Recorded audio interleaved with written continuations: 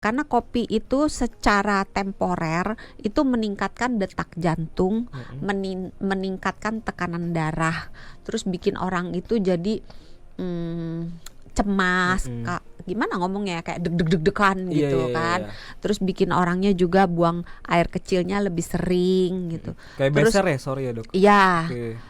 walaupun efek ini sebetulnya dengan berjalan waktu orang itu bisa jadi lebih kebal, Oh, jadi adaptif. adaptif.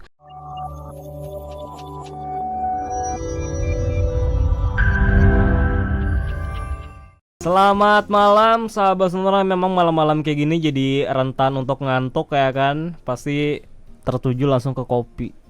Pokoknya kalau Tidur, ngantuk, obat ngantuk itu tidur, bukan kopi.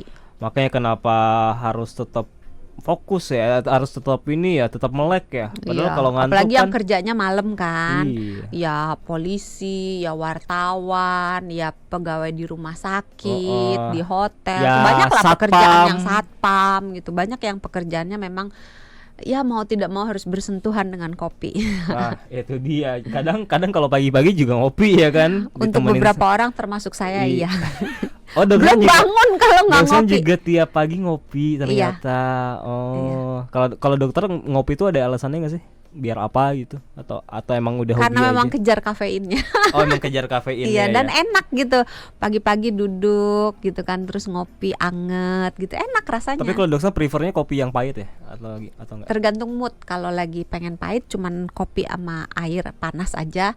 Tapi kalau lagi pengen sesuatu yang agak creamy ditambah susu sapi full cream. Kalau dokter benar-benar dijaga ya, kadar kafeinnya itu nggak boleh lebih 400 mg. Sehari ya? doang aku ngopi.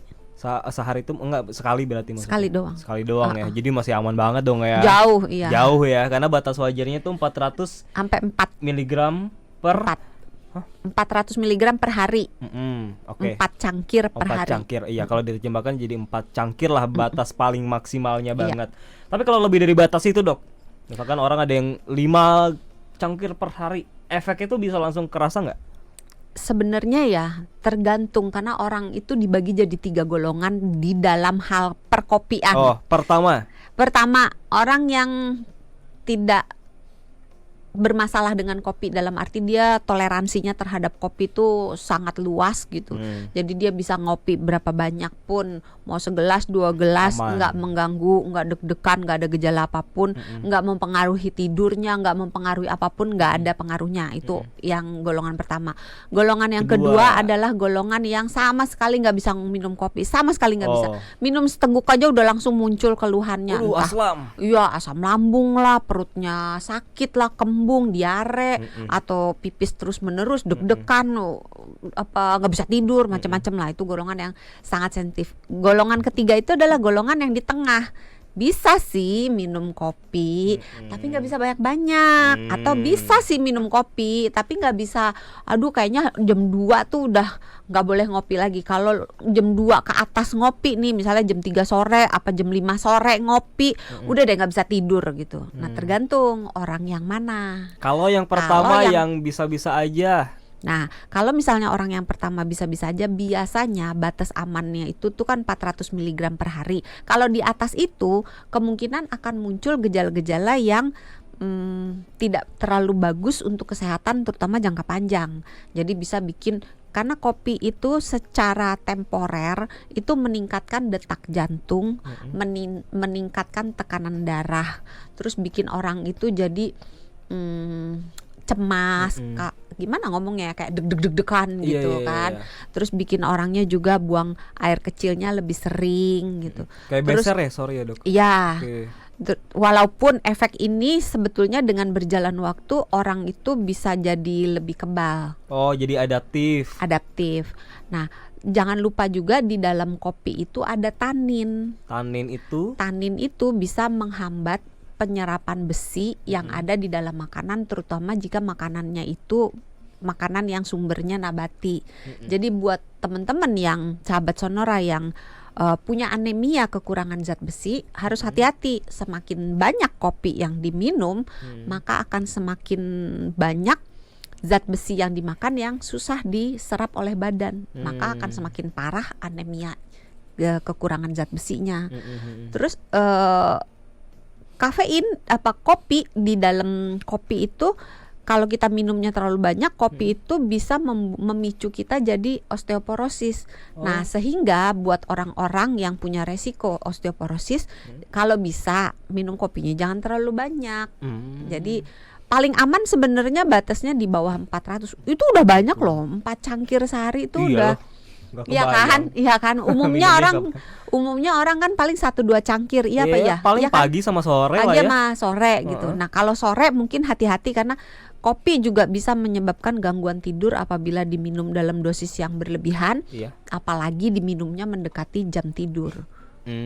Mendekati jam tidur tuh katakanlah tidurnya jam 11. Biasanya 6 sampai 8 jam lah. Loh, lama dong. Iya, tapi beda-beda karena gini. Kopi itu isinya kan macam-macam ya. Sekitar mungkin ada 1000-an zat di dalam kopi itu. Badan kita itu kalau habis minum kopi kan kopinya dibuang.